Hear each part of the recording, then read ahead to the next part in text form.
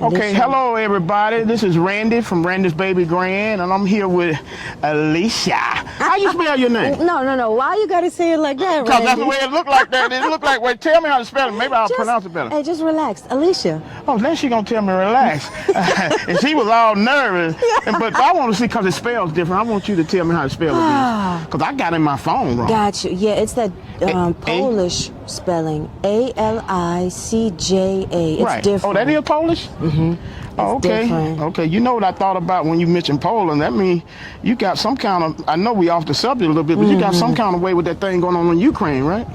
Yeah, I know a lot of people there. Oh, you do? Yeah, I do. In Ukraine? Because, you know, East Europe, I know it's far from here, but they all stick together. Polish, Russian, right, Ukraine. and Yugoslavia. I don't never hear about that anymore. Yeah. So, but I didn't know people from a different country, because y'all, that's just like a different state over there or something? No, it's a country, but they are like smaller and closer together. Right, and people go back and forth and travel? Exactly. Okay, so I'm glad. And the cultures are very similar. Okay. So we can kind of relate, you know, we'd be like. But how can, if you speak German and they speak what?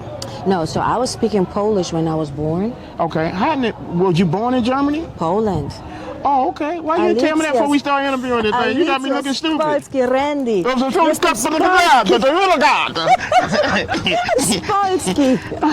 But you were born in Poland? I was born in Poland, but when I was really small, my family moved to Germany.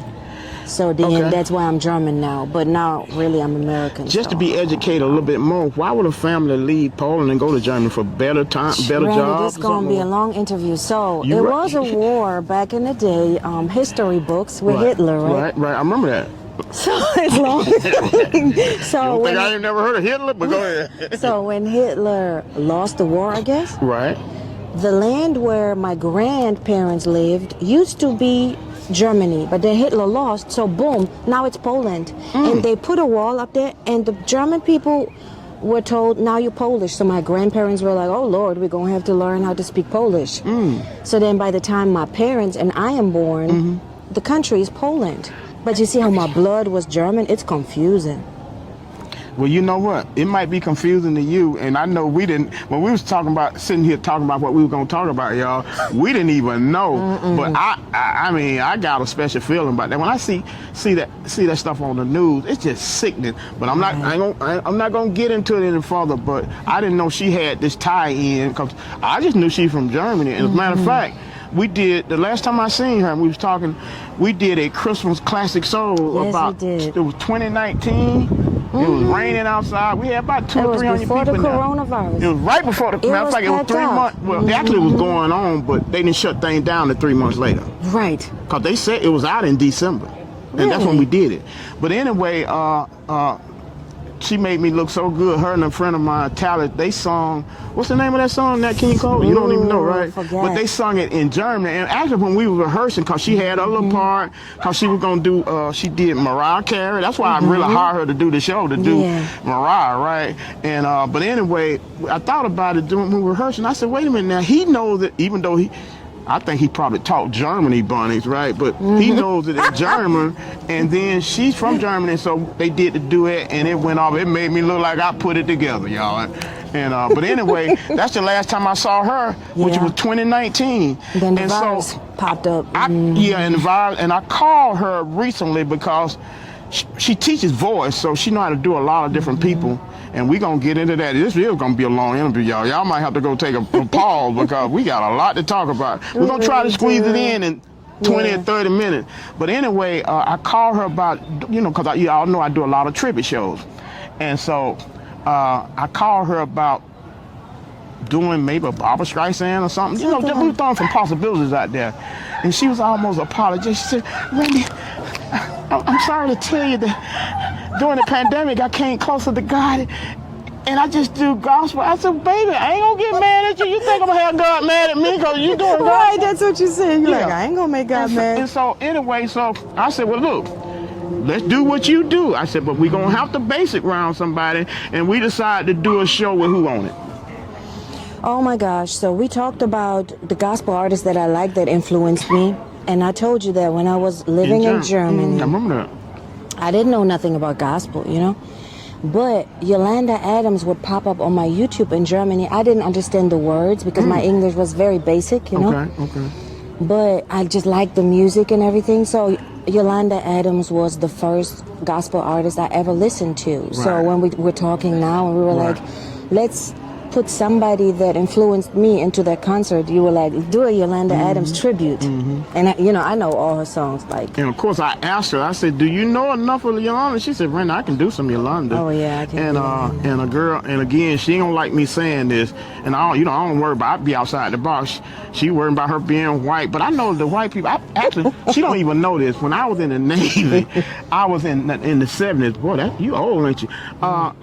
In the 70s, we went to Munich, and we went to wherever they had the Olympics, Garnish or something. I ain't told you it was like the 1925 Olympics, because my ship was somewhere, but I would take those.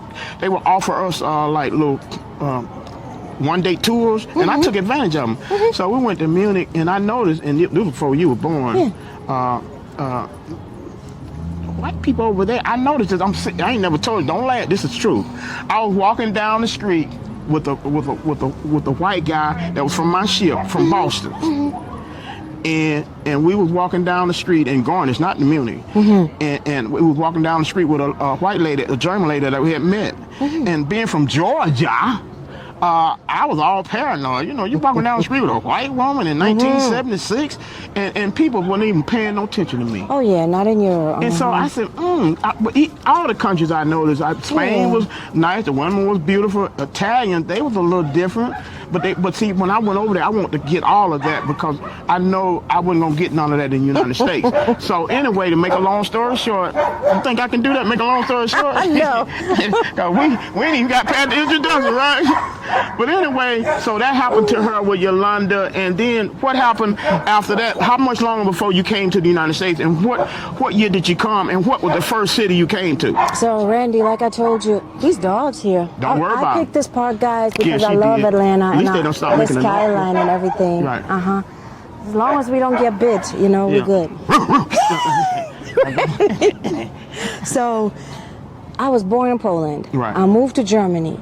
But when I was in Germany, right, I was in the music industry, Sony Records. I did my pop music. I had a gold record for this little pop song. Yeah. You told me that now. And I'm not, because I'm not proud of that music. Okay. It's, what's wrong with that music? very corny and very pop.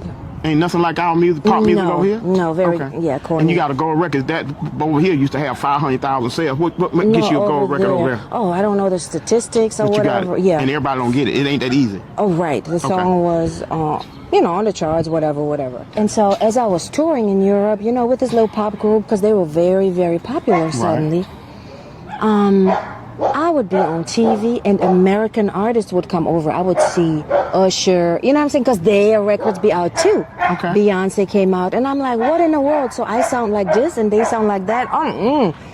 This is not happening, because I could clearly hear the difference between that German. It made you be intimidated or something? No. What you mean this ain't happening?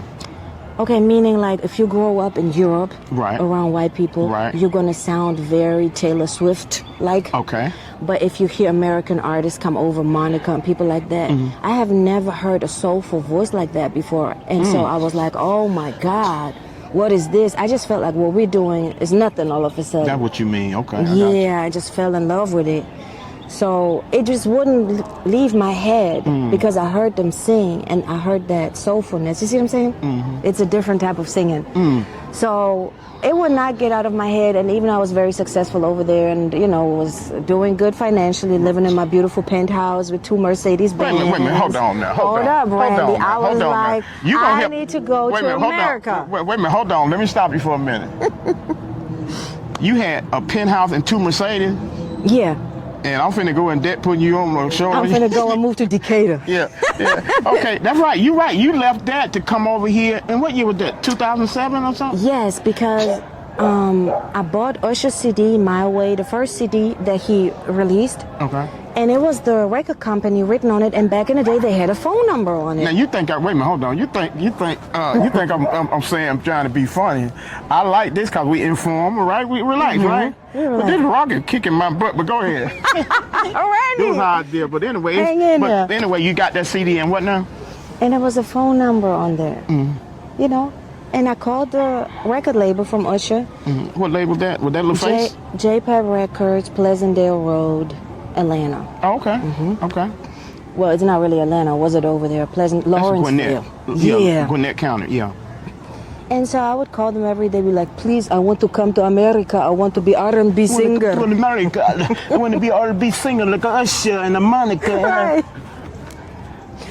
They're like, Lord, I don't know, because you sound crazy. But then eventually, I would like literally stalk them, You would call them? Call them. They're like, you know what? Usher's doing a concert, and he wants for people to open up for him. And we're allowing artists from America or wherever to open up for him. We will allow you to come over here and sing for Usher's mom, and if she allows, you can sing one song and open up for Usher. Boom. So I went to the airport and got me a ticket, and I came home. You didn't go that day, did you? A couple of days, did you? In a couple of days. So you just uplifted. You told your parents you were going to America? I didn't tell my parents. Going to America. I did not. Okay. So, and that was in 2007. You came and did your audition. Did Usher, I guess Usher mama like you, right? Yeah. Was you the only one auditioning? I guess the other people that were from Miami and stuff, they were already rehearsing for the concert. I came after an 18-hour flight. I remember I had like... Oh, the concert in Miami? No, in Atlanta. Okay, gotcha. Go ahead. And they pushed me into Usher's mom's office in the middle of the night. I remember I sung something. I can't recall, but it must have been not so bad because she said, okay. So I opened up for Usher. And that show was how many days after then? That week or something? Yeah, maybe 5 days. And you did one song? I did one. That same song? I did a song from Mariah Carey and Boyz II Men. So they had a guy sing with me from Miami. The problem was one duet they did, but it was a hit, right? AJ Alexander got the recording somewhere.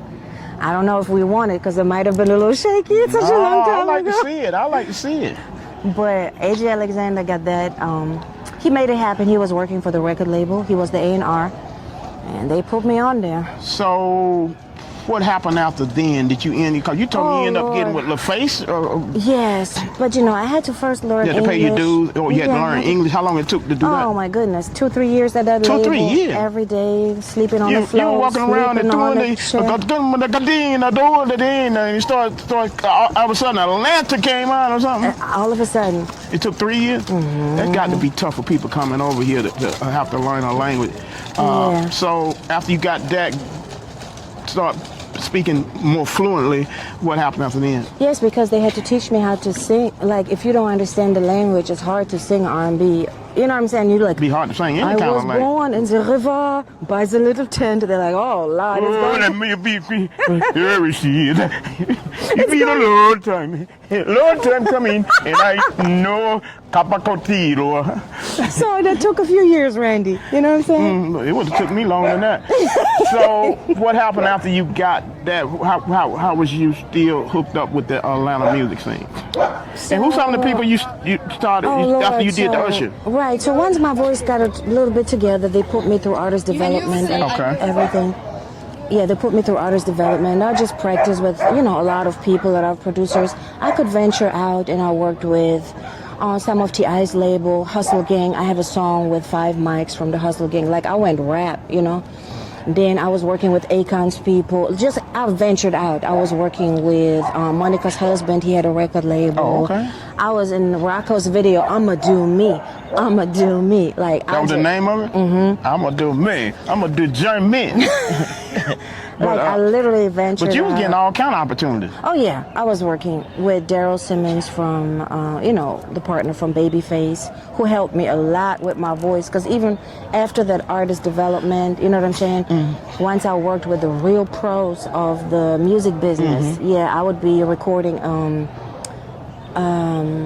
for After 7, backgrounds, people like that, and he'll be in the studio really patient with me, just let me hit the note over and over and over again till it's perfect, because like you can be great, but then you can be like close to perfection. Their ears are so trained after all the years of working with Usher, Whitney, Mariah, you know what I mean? So being with people like that in the studio really helped me, So what, that went on for how long? 3 years I was working with Daryl Simmons, Babyface partner.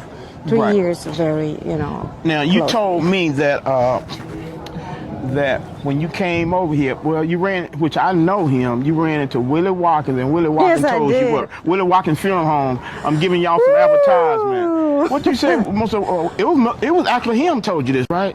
Yes, because, you know, it takes time to really fully adapt to soulful music. Smell good, but go ahead. Randy.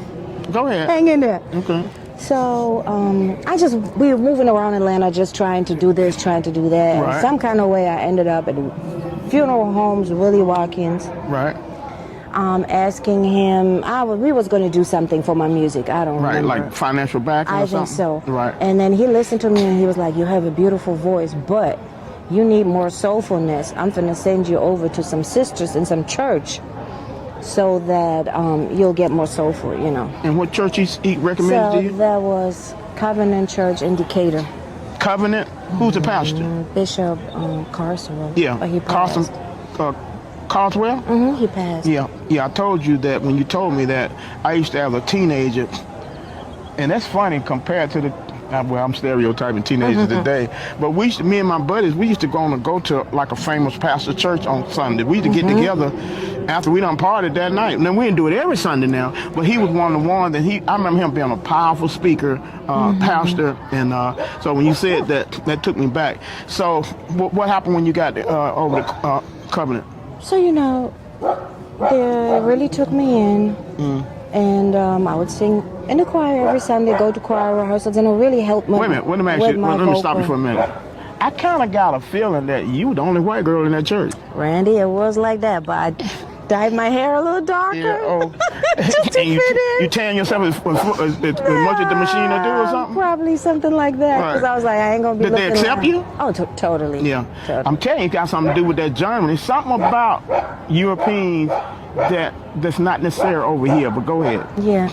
So, you know, that helped me a lot, but once you get around church people and church, like, you might start doing it for your vocal technique, but God is real, so that's, you know, where everything ties in. Like, I started moving around or whatever, but the black people will take you to church.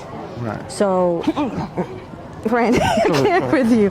So, since God is real, you might go there for your vocal technique, but you end up experiencing God and fall in love just living that lifestyle for God. And that was completely different with you, because y'all religion wasn't like that over in Germany, was it? Or was you in part of religion in Germany? I would go to church sometimes, but it's the Catholic Church, you know. So that's the only place you can go from your penthouse. You couldn't find couldn't find a Baptist church or Holiness Church over there. I don't think they have a Baptist church. They didn't have a Baptist church over there? I did find an African church. They had like 3 members. Do the Catholic priest, do they ever do any hooping? No, everything is like. Oh, I know. I was just being funny. Randy. Yeah, shh, be quiet. So anyway, so you did that. So how long did it take before you started feeling that you was getting some soul? That's a good question. That's a real good question. Everything is like a fluent progression. Okay. It took like it did for you to learn Because you're English. living here, you live with the people at the homes. Like, you know, I moved maybe 55 times. I live in this studio, I sleep on that floor, I live on this person's couch, I stay on this person's couch. So they got a mama who's praying, then be like, who is this girl? Let me pray over her. Right. They listen to gospel, they sing gospel. So it was just getting all into you. That's what I'm saying. It came second like, nature. Yeah, you're around it. It's different. You know, sometimes I wonder, like, could it have happened if I just stayed in Germany and listened to gospel music? No. But you say no. Nope. I don't think so. So how long were you doing both the secular and getting into the gospel?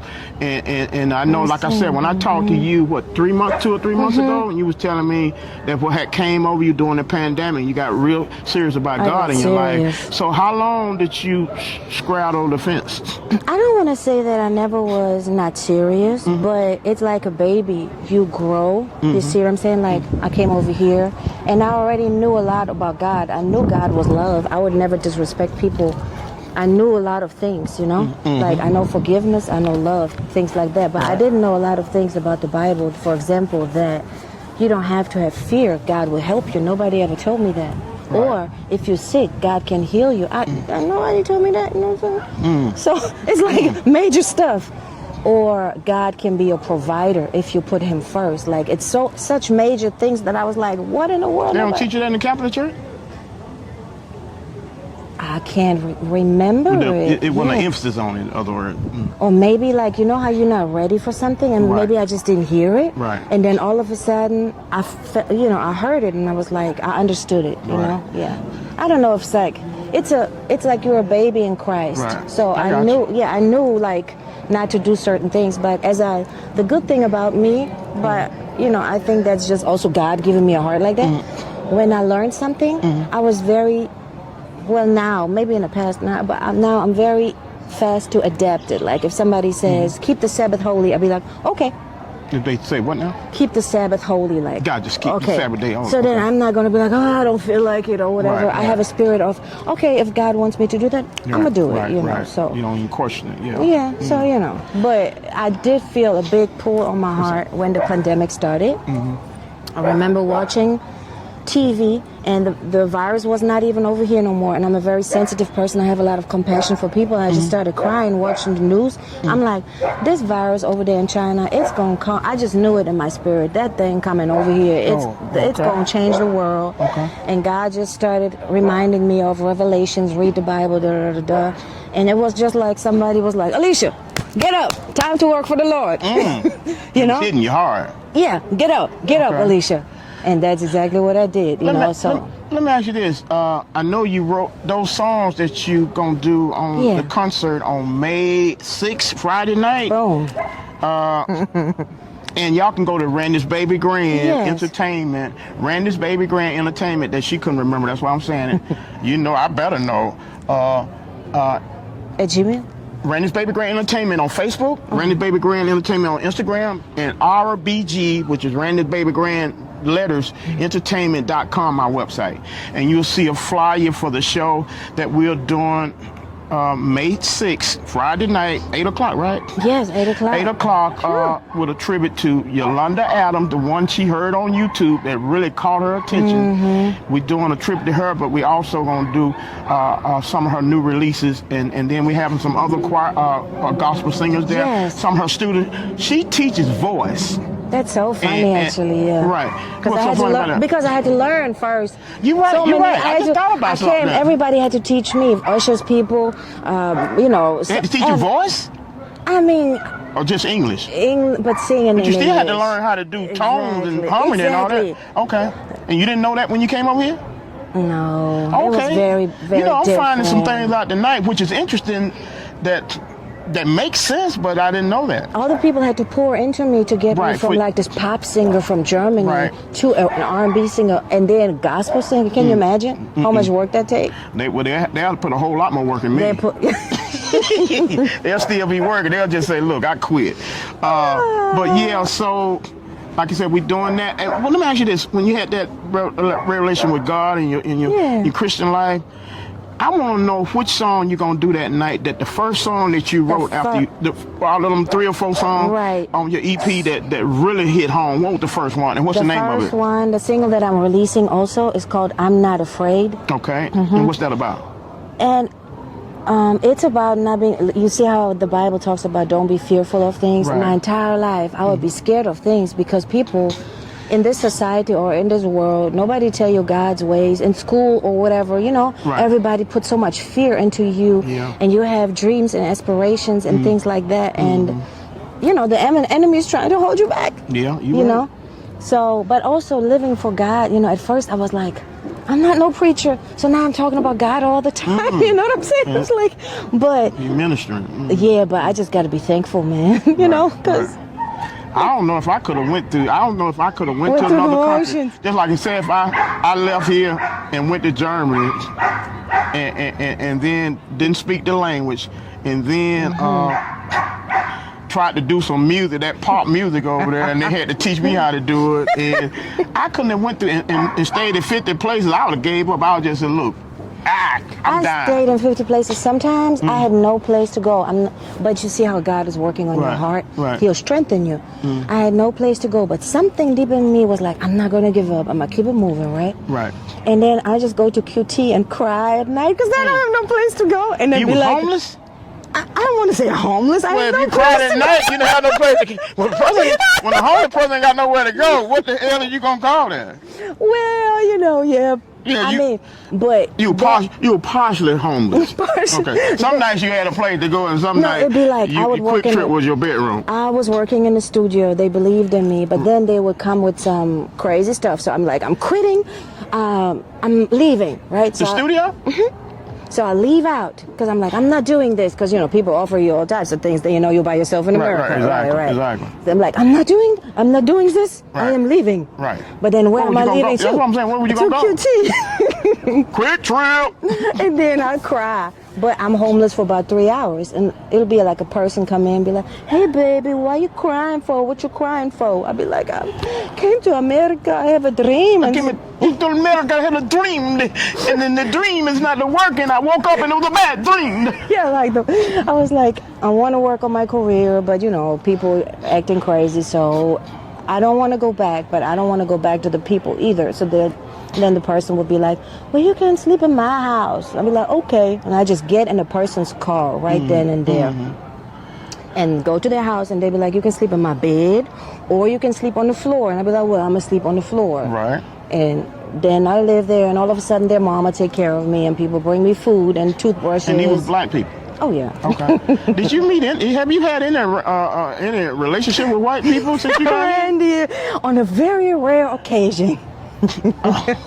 Okay. See, that's a story in itself. And I mean, that ain't got nothing to do with racism, but it's like, not only that, again, that's just like me going over to your country. I know it ain't that many black folks over there, but that's just like me not going with my people, but I'm going. But then again, like I said, you came over here because of that soul and that R&B. That's what you was attracted to. I heard it, and you had to come. I had to have it because I was like, I'm not going to be this creepy singer in Germany sounding like this. Had a gold record, but that wasn't good enough for you. No, because these people sounded like that. But then who would have known that, I fall in love with the culture and just live that, and now that's my life. You know what I mean? Woo!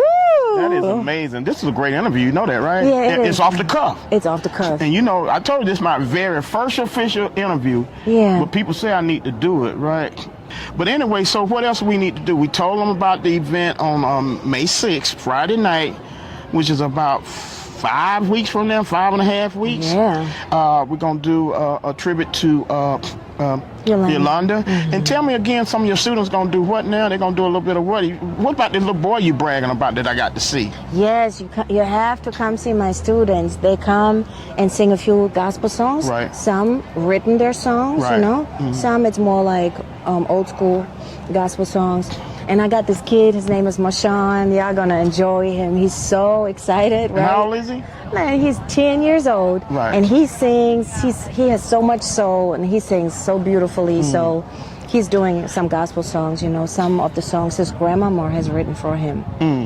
Well, anyway, I don't know how long it went, but I think we said enough to get the word out. And you didn't know I was gonna ask you certain things, right? No. But I think it's all key. And it's amazing, so I think I'm gonna sit back that night and Yeah. enjoy it too, instead of running around like a chicken with his head cut off. Because you got an interesting past and present. Yeah, and, so my producer, Chris Irvin, he's Right. putting the whole show together with his band. Right. It's amazing Atlanta musicians. That's what I love so much. These people are so talented. You know what I'm saying? You can collaborate with them. Well, it's not like that other places? Oh, Lord, no. Because that's what I know, the shows I put on. I mean, if I can't find musicians and singing in Atlanta, I ain't got to go nowhere, right? They're here, right? They're here. Yeah. So even when I want to go back to Europe and minister to the people over there, because they're like, what have you been doing 15 years in America, I want to take some of the gospel music back to Germany. How can with the musicians from here. Okay. Yeah. Travel over there and do a concert, you know? Okay. So and you think the people will love it? I hope so, yeah. They have to be open-minded because they need a little soulfulness themselves. Well, there's probably some more open-minded people like yourself. Yeah. But yeah, so that's pretty much it. We getting ready for this concert. Yes. We moved the date, and but we're gonna stick to this May 6th. We can't think of the name of it. It'll be on my website, but it's in Stockbridge. It's in Stockbridge, a nice on 155. I just can't think of the name. I've been there a few times, and it's a nice facility. We're gonna have a nice time on Friday night. with Alicia, the singer. Yeah, guys, so I'm going to play these gospel songs for the first time. Well, don't let me lie. Lying is not good. I just No, sang. you're a Christian. You don't tell lies. Right, I just remembered. It's going to be my official release of my single, but I did the past 2 weeks sing the song one time in the church downtown. It was an event. Oh, you told me that. Yes. And what you told me, that was the other week when I couldn't make it right. Then you said, what you told me about what happened halfway through that song in a church that ain't nobody never seen you before. How did the crowd react? Like the reaction of the people really touched my heart. In the middle of the song? In the middle of the song, people would like speak back to me when I sing the lyrics. They'd be like, "Amen." Oh, okay. I know. Of an original song. Of an original That's song. something there. So maybe to have me going that night. I hope so, Randy. Oh, what's the name of it again? I ain't afraid. I'm not afraid. I'm not Randy. afraid, y'all. I'm not afraid. She just think I'm funny. But anyway, we good, and see you on May 6th.